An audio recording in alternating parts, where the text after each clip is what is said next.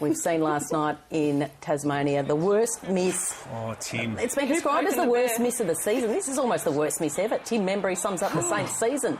What is going on? That's what's happening inside Alan Richards' head right there. So he's running into goal. Look, we have missed some spectacular goals this year. The ground, the poor guy. He's probably looking for his ankle as we speak. Is it just me? It feels like the standard in the AFL, apart from 1 or 2 games here and there, has been really poor. It's worse this year. Accuracy on goals is down. I think St Kilda are averaging 56 points per game. Yeah, only kicked over round 10 goals in the season so far in one game. That was the first one against Brisbane. Even the Anzac Day clashes, the Anzac Eve game and Anzac Day, the skill level was less than spectacular. The pressure's been good, but it hasn't been an attractive competition to watch this year, and it's been a bit of a struggle. Yeah, the pre-season can hamper, skill, technique and all that sort of thing. Have they gone too hard in that pre-season? Are the boys, just tapering off a little bit? And hopefully they'll come into it and raise the stakes. Port Adelaide's Sam Powell-Pepper became the first player this week to be sanctioned under the AFL's revised respect and responsibility policy over a nightclub incident involving a young woman. Now, the club was frustrated at how the AFL conducted the investigation, and President David Koch released a strongly worded statement saying, "My biggest issue was they are railroading a young kid and trying to rebuild their reputation with women because of the misdemeanours of their own former executives." Now, he later tempered those comments, but Francis, that's an outrageous statement to make from a club president. It was. He tried to walk it back a little bit, didn't he, in the days following that, after he realised just how hard he had gone. But it's been a difficult issue for the AFL because the AFL took a particular stand last year in relation to a number of its own employees that were involved in relationships with employees at the AFL, and went very public and very strongly on that, dismissing both the men involved. But these two issues are not completely separate. They are not related at all. So to say something like that is a bit of a cheap shot, and I think he should probably understand that the influence he has in the game, people listen to him, they turn to him and believe what he's saying. So it was extraordinary. I thought the timing of it was a bit off as well. The statement from Port's CEO I thought was extremely well put. I thought it was extremely telling, and it was quite transparent as well, and I think that put things to bed. That's just inflamed things again, and if there was a problem with the AFL's revised policy, we probably should have said these things a few months ago when it was released. Well, I guess it really tested for the first time in this situation. So Powell-Pepper suspended for the 3 games. He served that suspension as of this round, so he will return. But it's a grey area when you keep it confidential. They both agreed, the AFL and the club, that there was inappropriate touching involved, but it wasn't sexual harassment. And I think the number one priority you have to take in this situation is how the woman feels. And if the woman doesn't want to go to the police, like she did in this situation, but she just wants to raise the issue with the club to, bring the awareness there of how one of their players behave, but it is a grey area. Yeah, but her interests, as you said, and her desire on how this should proceed are absolutely paramount. Yep. That's the first and only consideration, really, before any action is taken. The new Super Netball season started this weekend, so this is the second one. Obviously, it started last year, the revised. It's the 8 teams, Australian teams. And the opener yesterday, Melbourne provided the perfect springboard for the competition, with the Melbourne Vixens holding off their cross-town rivals Collingwood by 1 goal. But a tweak of the rules this year, Francis, is this new bonus point system. 4 points for a win now, extra bonus point if you win the quarter, so a maximum of 8 points.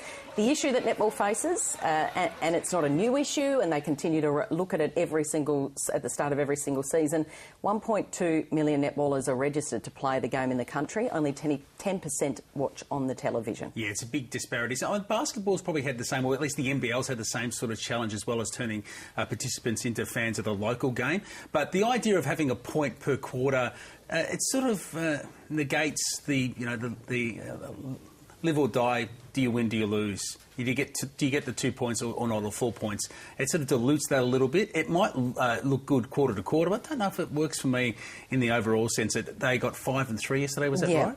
So it's a strange one, but I understand they need to innovate because it's such a competitive marketplace sport these days. You've got to find a way to have a point of difference, Josh. And who knows what the butterfly effect will be of such a huge change with rotations, replacements, keeping probably the starting players or the best players on longer, the reserves get less time. There's some of the things that pop into my mind. Yeah. If they want to drive higher television ratings and digital ratings, why don't they think of something like subsidising subscriptions for players and their families? as a reward for playing. Something a little bit out of the box rather than changing the entire fabric of the game itself. And Channel 9 this year deciding that to put 2 games on the main channel. So you get your game on Saturday at 3 o'clock and then Sunday at 1 p.m. as a lead-in to rugby league, whereas last year just the 1 game on the main channel, which was the grand final. So, Bubs, could you imagine being 1-0 up at half-time and getting a point in a game because you're leading at half-time? It's ridiculous, isn't it? But I think, spontaneity and things, you have to come up with some things like that to make it more exciting or more viable for people to watch. But have they actually thought about, are the players actually playing at this time? Are they actually doing netball at the times that they're playing these games? So maybe it's scheduling. Maybe they have to start about... And that was an issue last year with the Saturday night games. Yeah. So there was 7 and 9 o'clock on a Saturday night was too late for kids. Josh, Sydney absolutely loves a marquee sports star. Buddy in AFL, you got Izzy in Union, and now you got Bogut in basketball. This was a landmark deal struck during the week because it doesn't only make him one of the highest paid Australian-based athletes, but he gets 10% ownership of the Kings when he retires and the option to buy up to 50% of the club. Yeah, it had to happen in Sydney. I know he's a Melbourne boy and it would have been a great homecoming, but for the NBL to be successful, they have to capture the Sydney market. It's that American celebrity market that the NBA really trades off. So it was a great decision. And just how encouraging was it to see him do the rounds of all the media this week? Just put the other codes to shame in terms of how accessible their stars are. This guy is bigger than all of them combined. And he gave so much time. Yeah, and that's what the 10% of the ownership has allowed him to do. He wants to market it and he wants to get it out there. And he's a businessman through and through. And talk about players who've got one step in the next phase of his career. He's definitely looking ahead with a deal like this. And interesting to hear him say he's already had calls from former teammates and colleagues. And there will be that flow-on effect. That is massive. Yeah, and you'll go to an NBL game and you'll see Ben Simmons' Philly number 25 singlet on about every second kid there. We should mention an update with Philly because they're into the next round of the finals series. They will play either Boston, Aaron Baines' team, or they'll play the Milwaukee Bucks, Dellavedova and, of course, Thon Maker. Yeah, I saw a bit of Thon Maker and Dellavedova in Game 6 against the Celtics. They were both in great nick too. That series is about to be decided, Game 7, very, very shortly. Final tip or observation? Yeah, great to see, though, so belatedly, Peter Norman, the Australian athlete, finally recognised by the AOC, who did him a massive disservice for so many years, ostracising him from the sport. Peter, of course, a silver medalist at the Mexico 1968 Olympic Games. He wasn't invited to the 2000 Olympic Games in Sydney. He was invited by the American track and field star Michael Johnson to be a hero of African-American athletes and ignored by Australian sport. John Coates has finally got his head out of the sand and recognised him, but I think it's too little too late. Melissa, I might get a tip off you for next Saturday night. Who's going to be holding up the golden toilet seat? Oh, the golden toilet seat, that coveted trophy. I'm going to go with Ernie Merrick and the lads of the Hunter, but it will be an enthralling game and I think it will go to penalties.